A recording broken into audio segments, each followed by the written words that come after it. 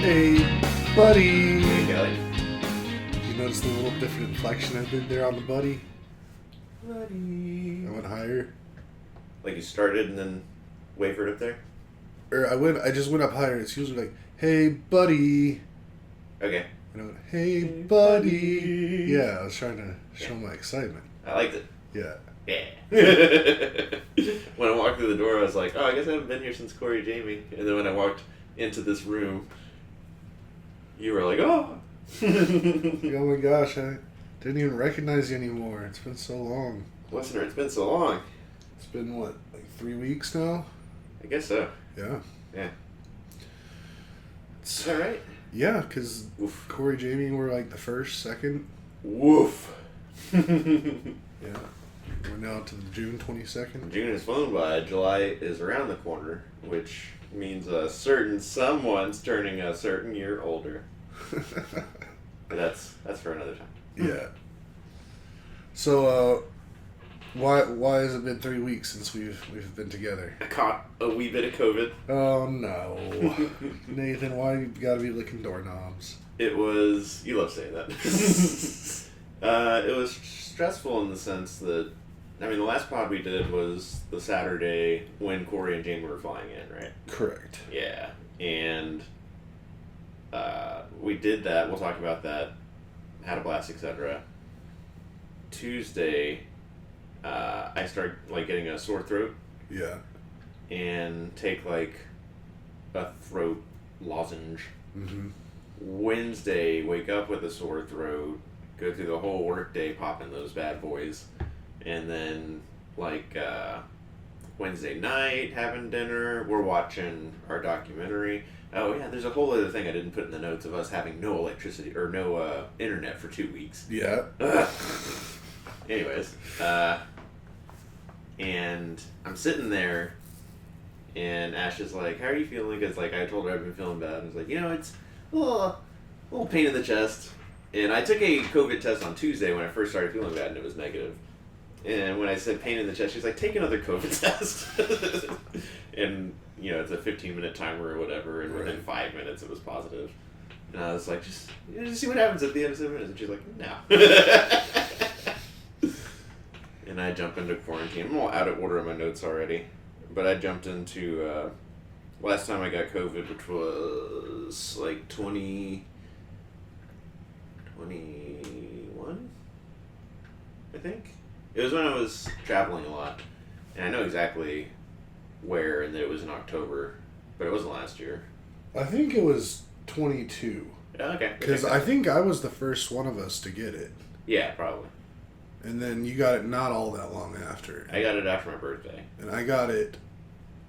It's basically been just over 2 years, I think, since I got it. Because I got mine from Top Gun 2. Okay. Which I think came out in 22. And you only had it the one time, right? So far, yes. Okay, yeah. I remember I got mine on a trip to Quantico, flying into Dulles, and they had that stupid terminal-to-terminal bus. Yeah. And just a small, like, maybe the dimensions of this room, but, like, squished a little bit. Right. And just coughing and gross. Anyways. Yeah, if you go off the long theory where it takes, like, 5 days to incubate or whatever, then I probably got it either getting my hair cut or going to Costco the Thursday before. But the Omicron, the newer variant, is supposed to have like a much shorter incubation period, which means like when we were with Corey, Jamie, and then they left us to go be a family, and I was so stressed out that like we were all gonna get it, and that they were gonna get it and give it to their family. Just me. Yeah, I mean, that's wild, because, like, even if you got it before, like, you're still walking around with the stuff in you, so, like, none of it, like, it just absolutely blows my mind, too, that now you've had it twice and Ash has not. I think there's something to Ash and Jeremy saying that they just might not be able to get it. Yeah. Because, husband and wife. Right. Breathing on each other all the time. Yeah. And I always think you have to get that, like, 15-minute window. lots of those windows. And just Ash did not get it, like, while I was coming down with it, and we didn't know I had it, and I wasn't in quarantine. And I'm grateful she didn't get it, and, like, didn't waste any time. Like, as soon as I did test positive, I was like, alright, just mask immediately on, and, living upstairs for a week, I guess. Yeah. I recall we were texting one day, I was checking on you, and you were in your bag, but then it turned out to be a joke. It was really funny. What? You're like, you'd been in quarantine for a while, and you sent me that text that was like, it's been so long since I've been on the outside, nothing is real anymore, or I don't know, something like that. I don't know. It was pretty bad for a couple days. And I was just sleeping for days on end. Work was cool about it. They're like, just relax. Which I liked. Ashley took great care of me. Got me like hot tea with honey for my throat. Like every morning and every afternoon, evening. She made dinner. One night that we had leftovers the next night, so 2 nights. Had Asian, and she went out and got me Whataburger. And then, yeah. She was getting cupcakes for herself. And getting me some too. So I was having like cupcakes and zebra cakes and Kind bars for breakfast. Yeah. And then after a while, we also ordered like ready meals from H-E-B. Like I got chicken pot pie, which I hadn't had in forever. And like spaghetti and stuff. But yeah, it was not that bad at all, I don't think. The Thursday, Friday was not good. And Thursday, I thought I was going to just wake up and tough it out. And I actually did get to my work computer. And my boss was like, how you doing? I was like, I have COVID. And she was like, you need to take off? And I was like, and was thinking that I could like sit, because I had like 4 meetings. I just finally like started having like a regular cadence of meetings. Mm-hmm. And I had like 4 meetings that day. And I was like, just thinking about the two of us talking then. And I was like, I don't want to do this. And I was like, it was cool. No, I do think I should take it off. And that ended up being the right decision because I slept like 10 a.m. to 2 p.m. And just kept taking naps like that. That made me remember something.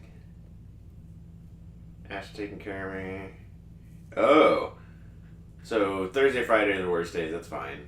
Saturday, we have, I mean, not to the same extent of you guys, but we've got like extra TVs and stuff, so I put a TV in there with an antenna so that we can watch, or I can watch UFL and the NBA finals up there because they're on ABC and Fox. And I'm just chilling out like it's, 1995, Saturday morning cartoons and all that. Right. And, watched, the Daniel Craig Bond movies. Yeah. I think I texted you about that. Yeah. Like, having me want to run through a wall. Because the guy's, like, our age. And 2 of the movies, one of the themes was definitely, like, you get too old for this Bond. And one of the parts, I'm trying not to spoil anything, but he's, like, out for a bit and comes back and he's got to show that he's still in shape or whatnot. And he's doing all the tests and stuff, but, somebody that knows him well was like, let's take a meeting and let Bond like put his clothes back on or whatever.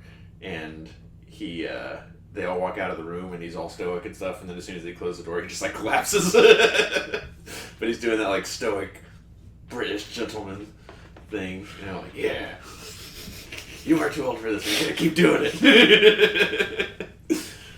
I love that. That was great. Those are good movies. Anyways, Monday rolls around, and I'm still testing positive, but I feel better.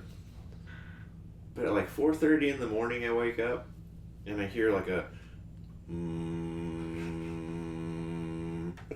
that I assume, with a high degree of accuracy, is some heavy machinery outside the house, in the street, we hadn't had internet for however long at this point. I'm like, oh, maybe they're finally like setting up stuff to dig into the ground and see what the hell's going on. Maybe it's like an 18-wheeler on the corner, like a cab, just like an idle. Mm-hmm.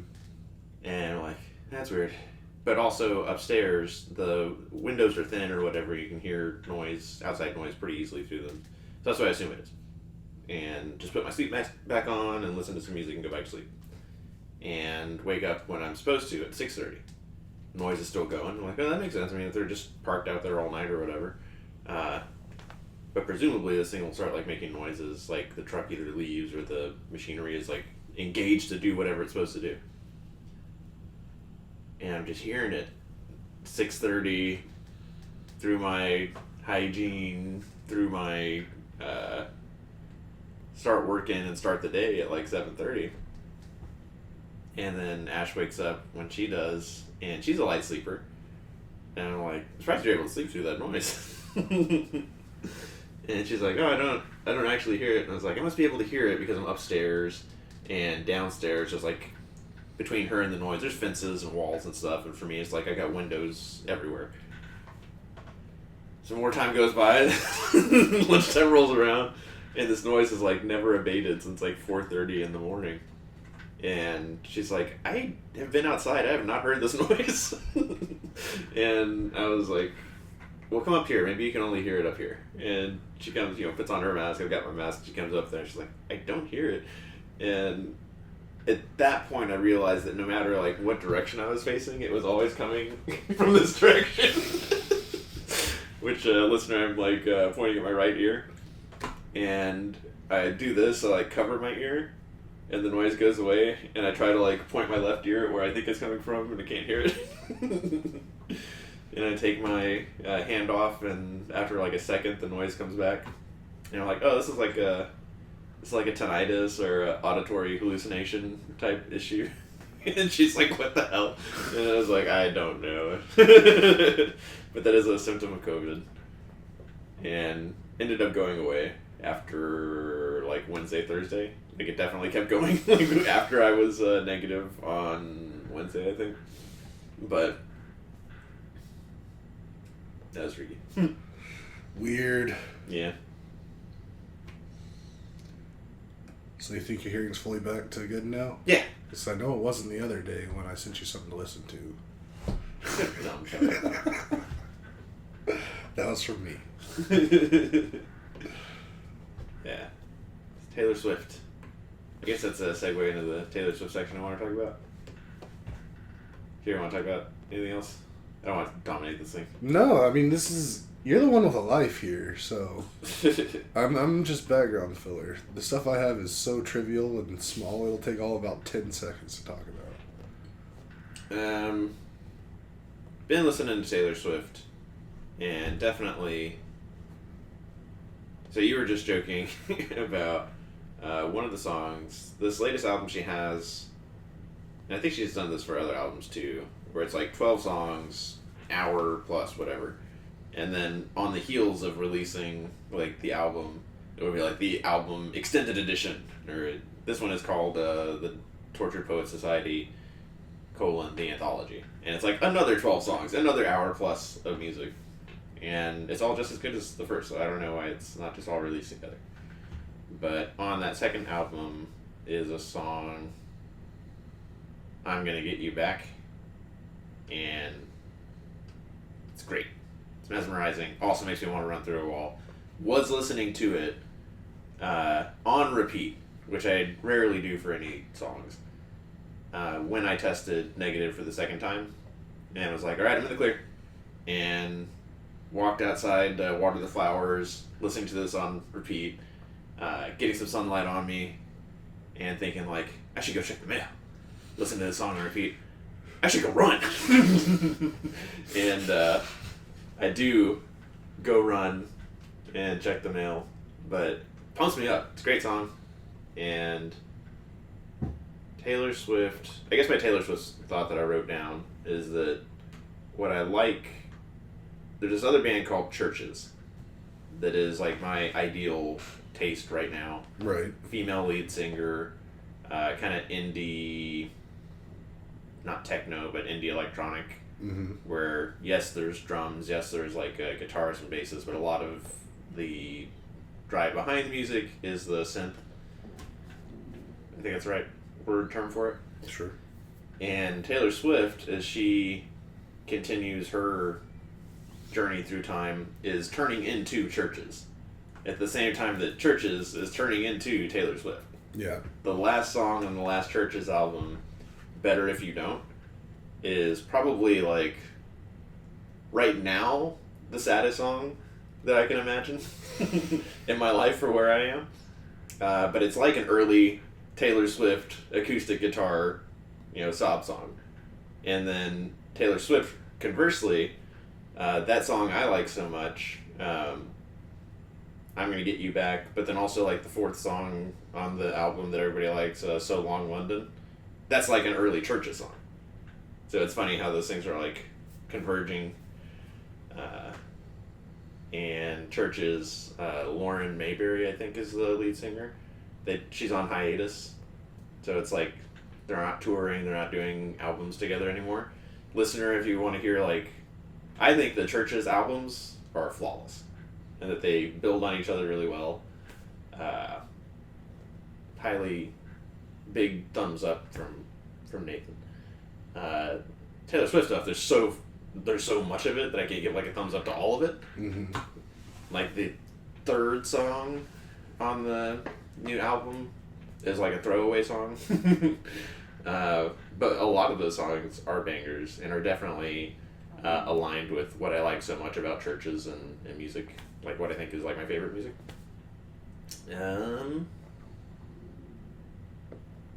So yeah. Oh yeah, Churches isn't doing stuff anymore. I'm sorry. Yeah.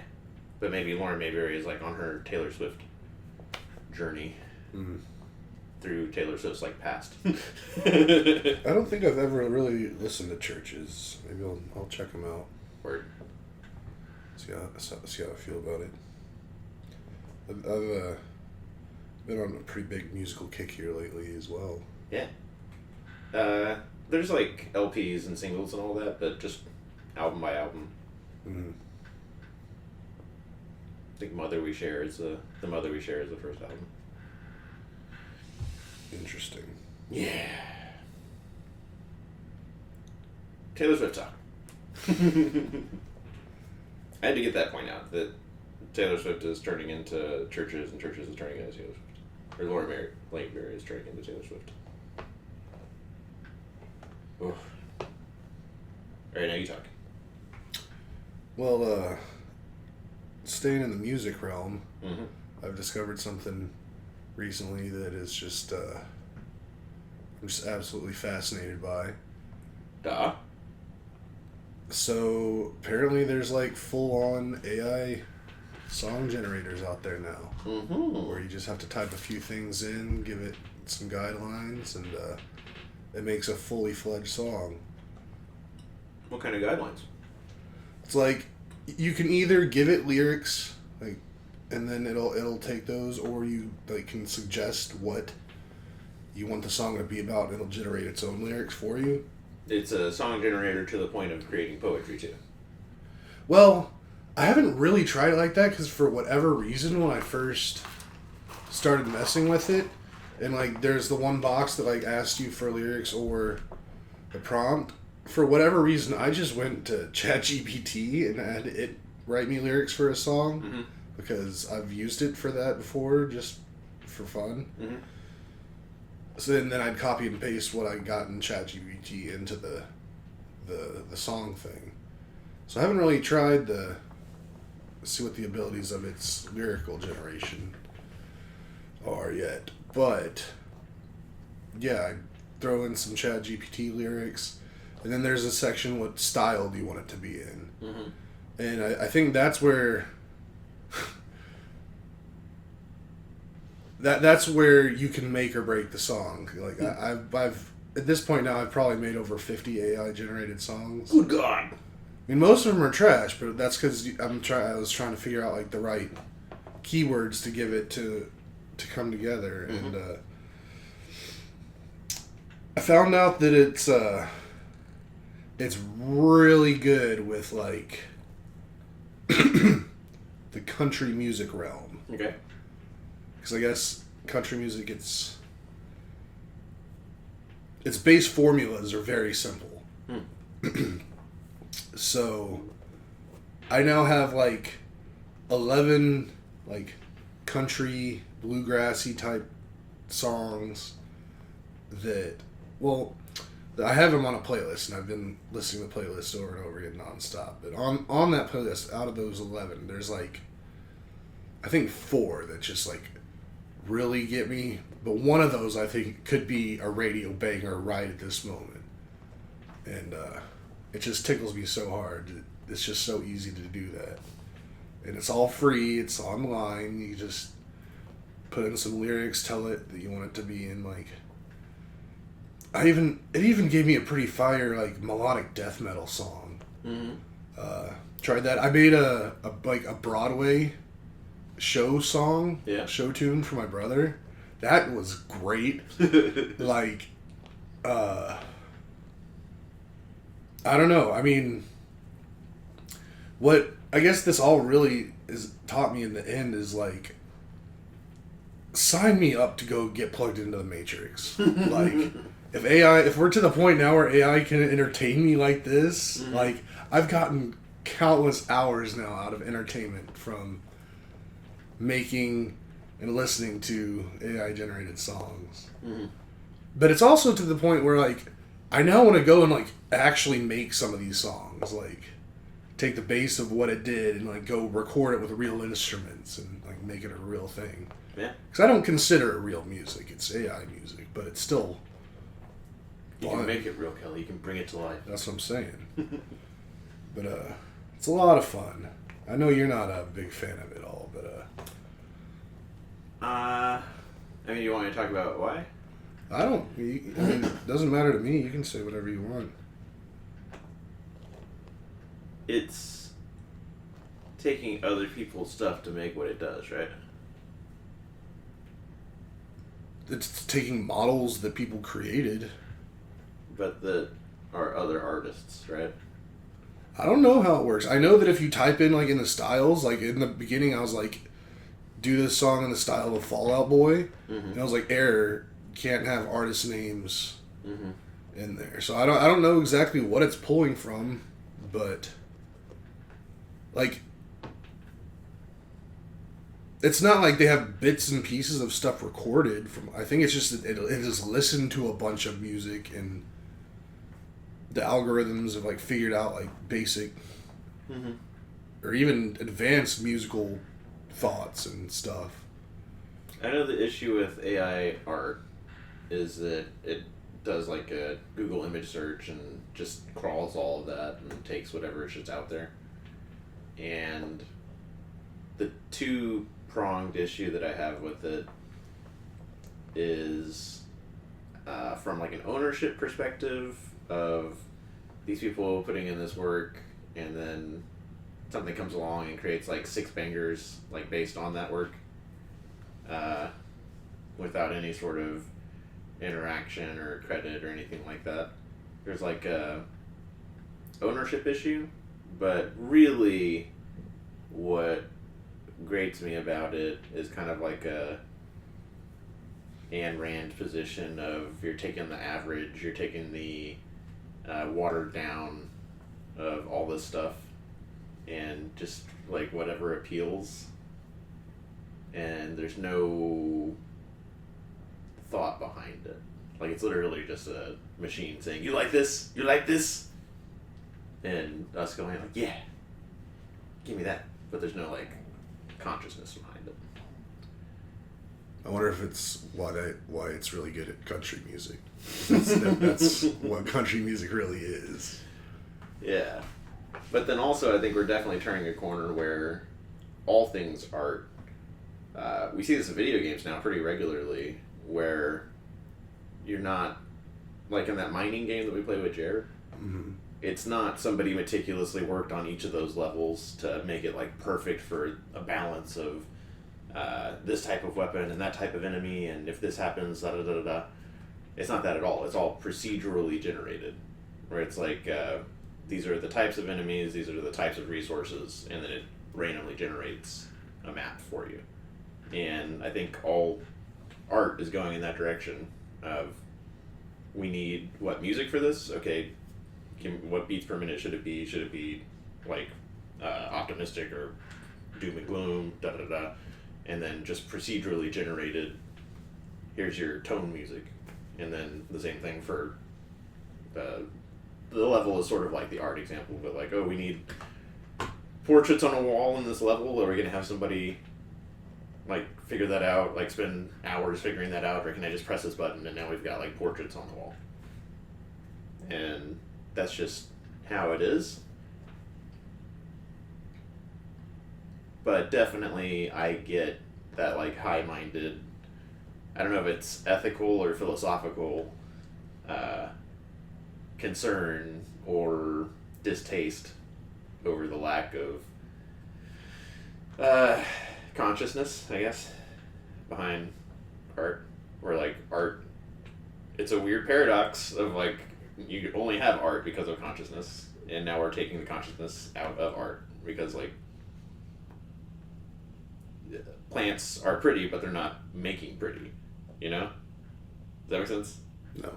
That to get to a place where you're creating art for the sake of like other people to enjoy, that's like the tip of the spear of culture and civilization, and then you have like consciousness and knowledge. Mm-hmm.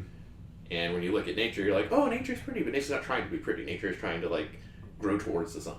Nature is trying to like eat the babies of other animals. It's not trying to be pretty. We look at it and we say it's pretty. In a way it does, like... The birds, like, with their colors and feathers, they're trying to fuck. They're not trying... They're trying to attract. But they're not making art. I agree with that. But we weren't talking about art. We were trying to be pretty. Be pretty and making art are two different things. Yes. But yeah, I agree with you. Yeah. But now it's, like, flipped on its head of disposable art, or art as a procedurally generatable thing. Art as a service. Yeah. Which there've been complaints about that with like who's that artist of light in the Woodlands Mall? Kirkland. No. It's pretty close to Kirkland is the Costco brand. Yeah. Thomas Kincaid. Nice. But like paint by number stuff. You know, like that's always been a thing, but now it's like instead of you painting by numbers, I can make a computer do it like infinitely faster. And instead of just like an outline, like that times a million. See, I'm a simple bitch because I love Thomas Kincaid shit. I remember always going and looking at those things and like wishing I had some. Mm. So I don't care if it wasn't like super hard to make. Like it evokes something from you when I look at it, and the whole. And I guess his thing was really he would take like existing paintings and then do that thing to where it looks like there's like light coming out of it. Yeah. Like that was his shtick. And I just think those look really cool. Mm-hmm. And I mean, I understand it's not fine art, but... I think it's about being fine art because you can have like crude art, but as long as there's thought behind it that it's trying to evoke. Like that's the difference. Well, you also got to draw the line there because like in these AI songs, like... I had the AI make the lyrics that I wanted about a specific subject, and I told it how to, like, what feelings I was trying to convey in the lyrics. Mm-hmm. So then, the song then gets generated around my ideas. Mm-hmm. So yeah, I'm not claiming I wrote any song or I did anything really creative with this, but it came from an original thought or an original feeling. And your attempt and desire to evoke feelings in others. Right. Yeah. That's interesting. So it's like, at what level do we consider just like an instrument that we're using to convey, like, for people with no musical talent at all, to be able to put some kind of thought and feeling and then get that result from it? Mm-hmm. I think that's pretty powerful. This is a good fucking chat. Yeah. So it's like, how is it any different than putting like distortion on a, right, or auto-tune, any of that stuff. It's just another tool to help people express their feelings. Yeah. But I mean, again, it's a two-sided, double-edged sword because you could make it do stupid, silly stuff that has no meaning. But I think the issue isn't that, because as an artist, if that's what you want to do, I'm trying to create dumb art. Like, people do that too. right. I think it's an issue of the automation has made it, it's lowered the bar so much Yeah. that you can say, I'm not trying to evoke anything. I'm just trying to make money here. And just keep pressing this button. And not even trying to, like, not doing what you're doing. I have an idea. I want to evoke these feelings. This is the theme and the feeling of the song. Now, keep pressing iterations until, like, this is actually, like, 95% what I wanted. Mm-hmm. Instead, just, like, pressing that button until that was the one that people want? Okay, that one. And it's not you trying to do anything or convey anything. It's just, like, creating bullshit until somebody grabs onto it, and then yeah. Which people have done in the past, Mm-hmm. but now you can just press a button and do it. Right. Yeah. So I Googled this. I just wanted to. I asked. No, I'm not asking you anything, Google. I Googled how do AI generated songs work, and it says that AI generated music platforms are synthesizers that use generative artificial intelligence to self-compose and produce music. It is trained on powerful On the website g2.com, they say, AI-generated music platforms are synthesizers that use generative artificial intelligence to self-compose and produce music.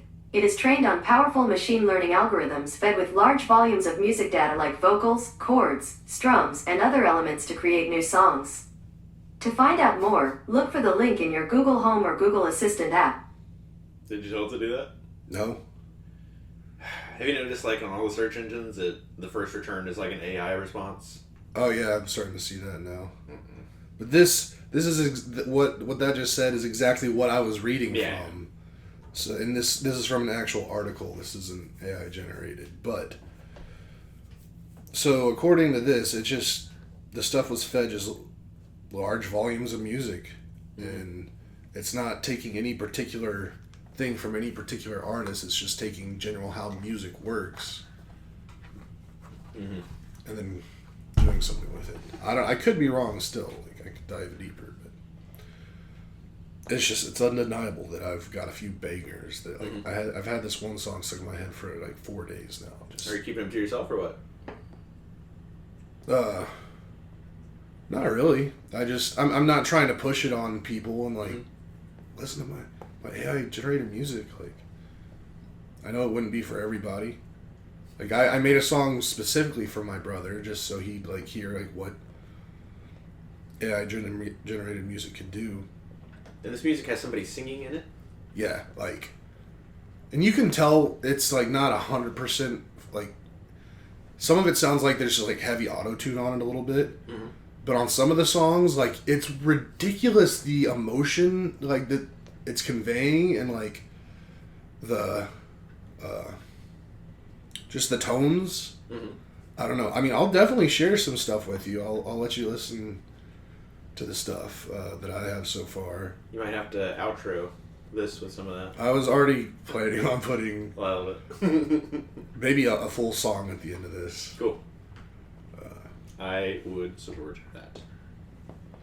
Do you want to make this into a 2-part episode? We can. That was a strong... We got an groove there. I like that.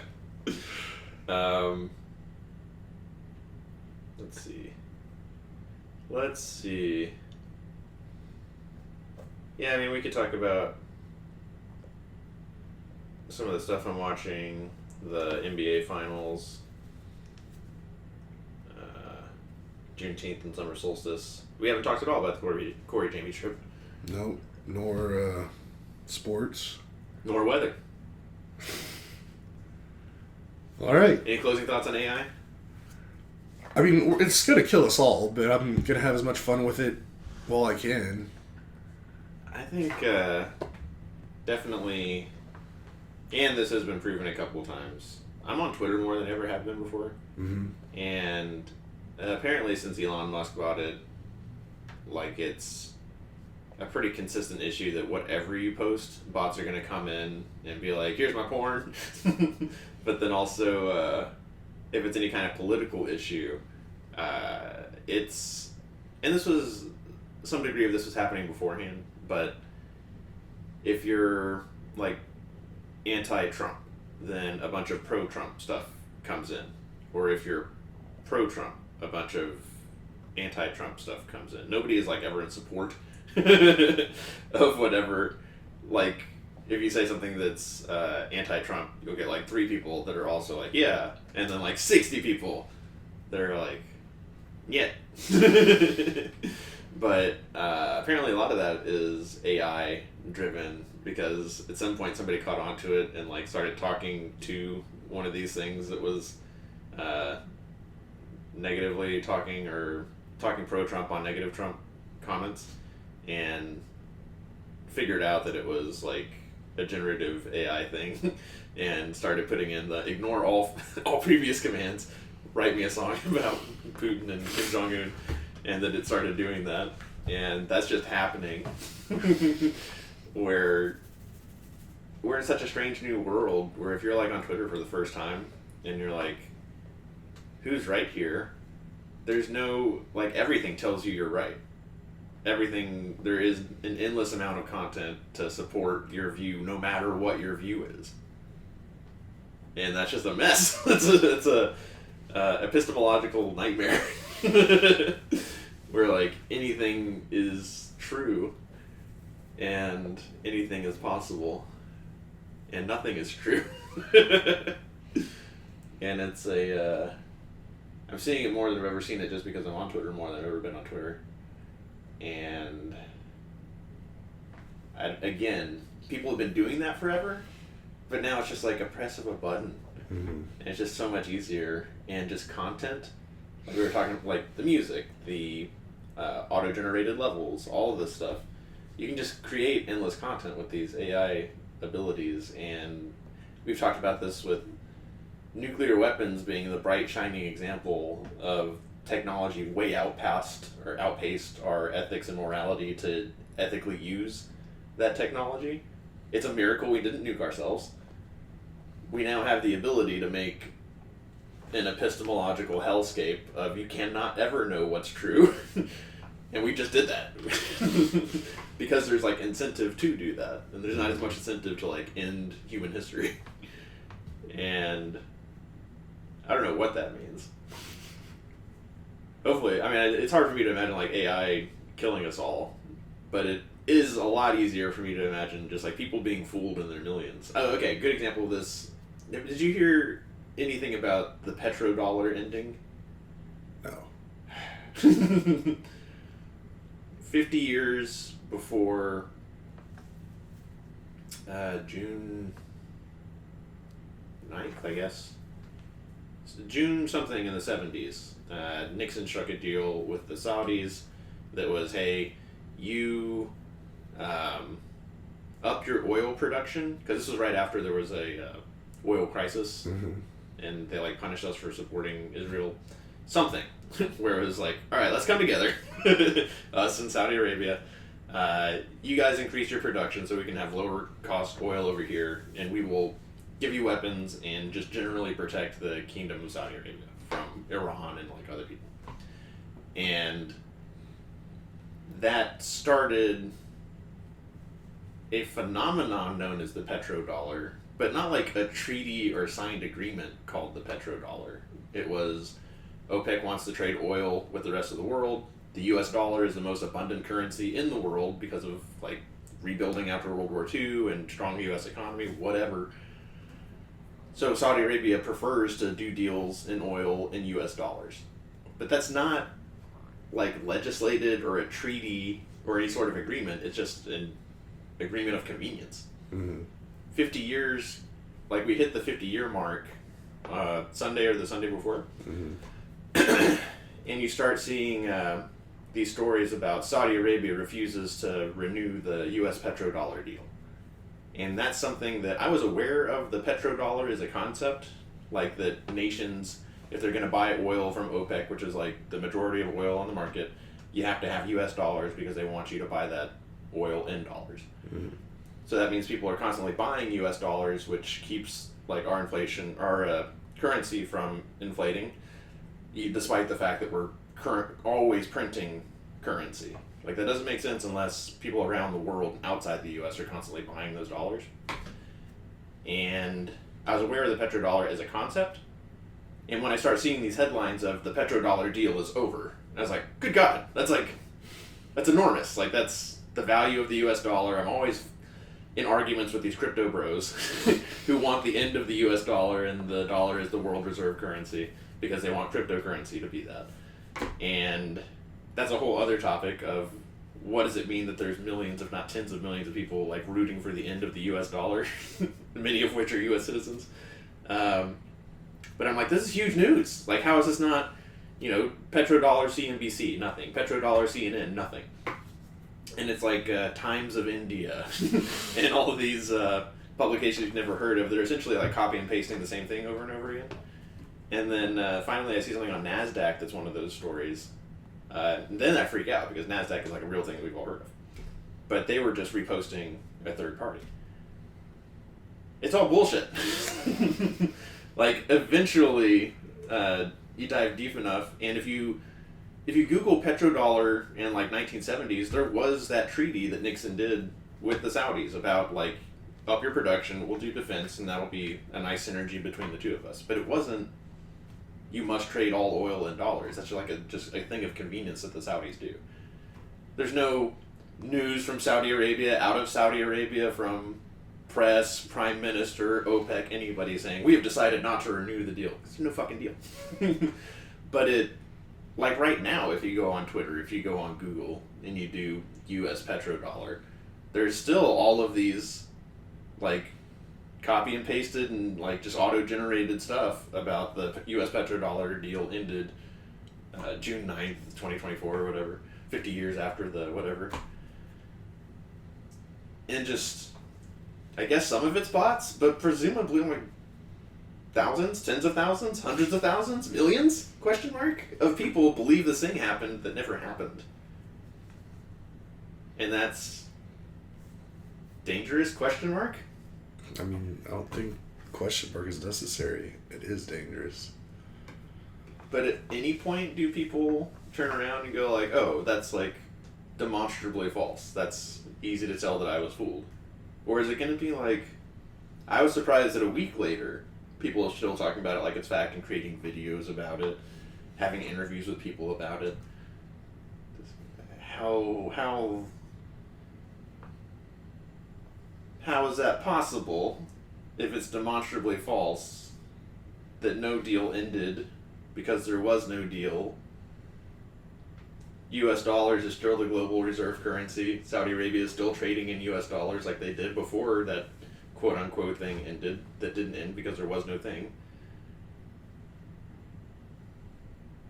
That's the epistemological hellscape that I'm talking about. If you believe that happened, there is endless content and people doing interviews and articles stating that, asserting that as fact.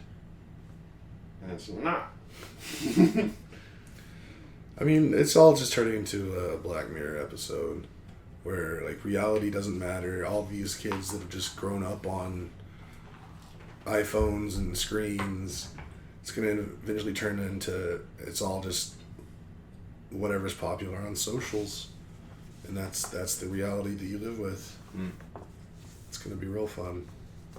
Vibes-driven reality. Yeah. Mm. Okay, bow on that. Let's start a new episode and talk about the Corey Jamie visit. Okay. Well, if you made it to the end, don't forget to like, subscribe, hit the notification bell, tell your friends, and we'll see you next few minutes. Yeah. City lights, they've lost their shine, trading dead lives for peace of mind. Leaving the grind, I've paid my dues, searching for a life I can choose.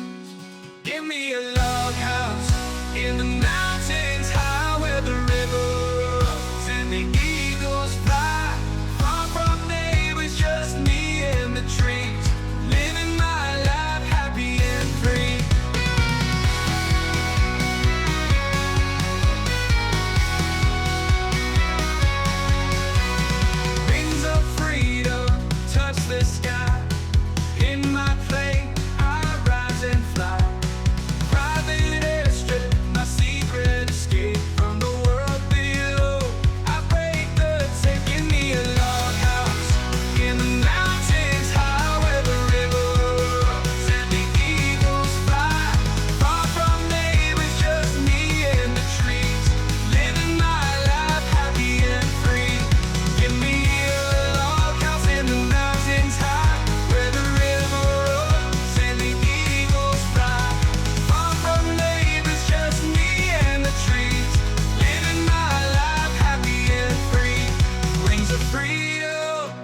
the sky. In my plane, I rise and fly. Private airstrip, my secret escape from the world below.